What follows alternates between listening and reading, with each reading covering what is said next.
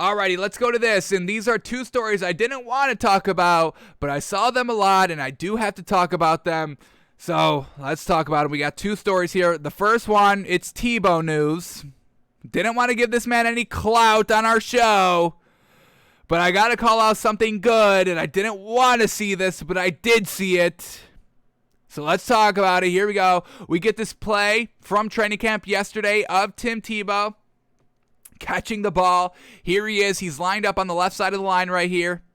He's going to sprint all the way from the left side. He's got a little bit of a block and release. Let's watch the block and release. He kind of jabs the linebacker right there at the line of scrimmage. Alrighty. Not bad. He releases. He's got a free release over the middle of the field. He's wide open. Catches the ball there. I'm not sure if that's Gardner Minshew or Trevor Lawrence. I think it's Gardner Minshew, but don't quote me on that. So he catches the ball there. It's wide open, so it's not an impressive catch. But the most impressive thing here that I saw was at the end of this, and I didn't want to see this, but I did see it. Watch this man run after the catch. He's got some solid yards open right here. He's about 5 yards open when he catches the ball.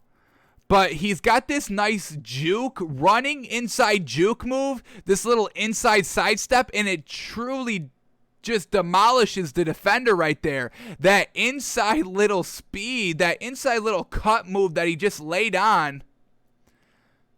Right here, catches the ball, he's right there, and then he's got this little whoop, inside whoop move, and it absolutely destroys the defender. Defender really just kind of misses the tackle, and he's able to go for another kind of 5 yards down the field. But I don't want to see Tim Tebow moving like this. I don't want to see Tim Tebow juking. I don't want to see Tim Tebow making quick cuts. Is this man good? I can't admit that.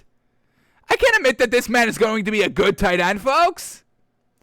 But he's got this gosh damn move that he just put on, and it's fantastic. And I hate it. It's great.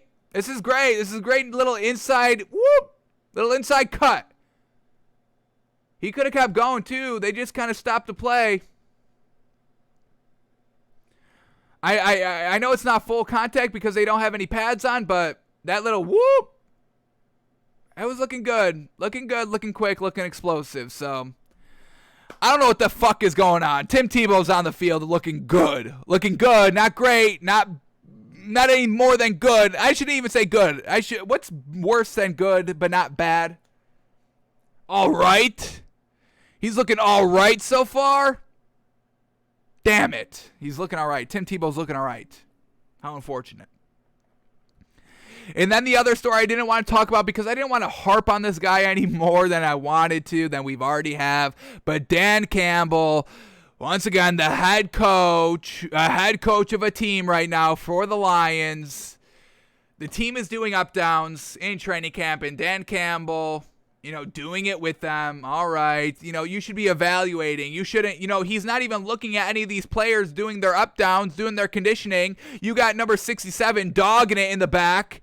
That, or number 60, who was that? 50? Number 50 dogging it in the back, not going full down. Look at this man. Look at this man in the back, and Dan Campbell has no idea because he's doing up downs and kind of struggling himself, and he's truly not getting full down either. How are you going to lead by example, and you don't even do the example right? Your chest better be hitting that ground, baby!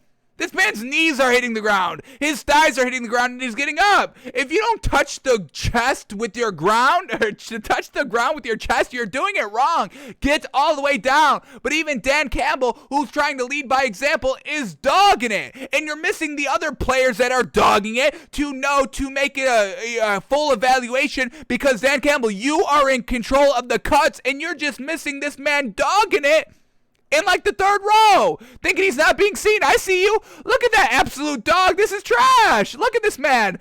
Down to his knees, barely going down, and he's going, look at he does it twice in a row.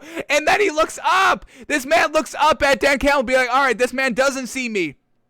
Right here, look at that look. Oh, he doesn't see me. Oh, he's getting up. All right, I got to go down again. Look at this man. Number 50, you have to cut this man, Dan Campbell. I don't care who he is. You cut that man. But you wouldn't see that because you're dogging it as well. Look at this man. Look at this man. Head down, not seeing anything, not even doing it correctly, doing it full effortly.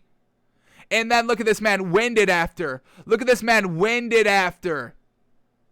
Winded. Doesn't even know what the fuck is going on, trying to catch his breath, trying to make sure he doesn't pass out here. And is this motivation? Was this like, oh, the team buys into it? No. The team instantly gets up. Nobody's like, oh, yeah, coach, that was dope. You just did that with us. Oh, my God, look at this man, one of the guys. Oh, yeah, this is a true player's coach. Nobody gives a fuck about Dan Campbell doing up-downs. This doesn't win the locker room. So once again, I don't want to shit on Dan Campbell, but folks, what are we talking about here, dude? What is this man doing out here? So it's just trash, folks. All these players doing up down, not even doing them right. Did anybody do them actually great? 100%, like 100% effort, 100%, laying it all out on the line. Everyone's kind of dogging it because they know, because the coach isn't looking. This man's not even going all the way down. 21 trying to give it all his all. 21 giving it solid effort. I'll give him, A+. I mean, up downs are no joke, folks. I understand, but I'm not loving it, folks. Not loving what Dan Campbell's trying to do out here. This is what we're talking about. Like, this is not something the head coach should be doing.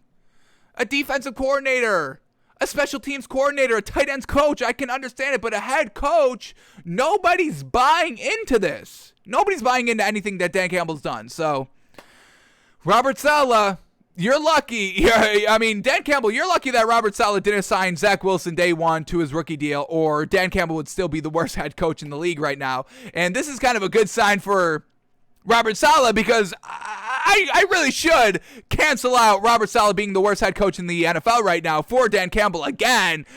Kind of claim Dan Campbell as worst head coach in the league, but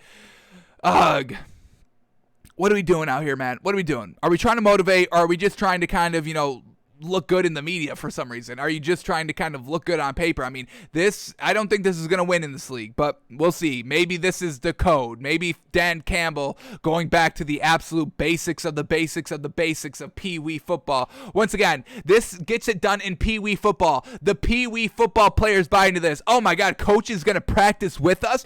Coach is going to condition with us. Coach is practicing what he's preaching. Oh my God, I'm buying in now.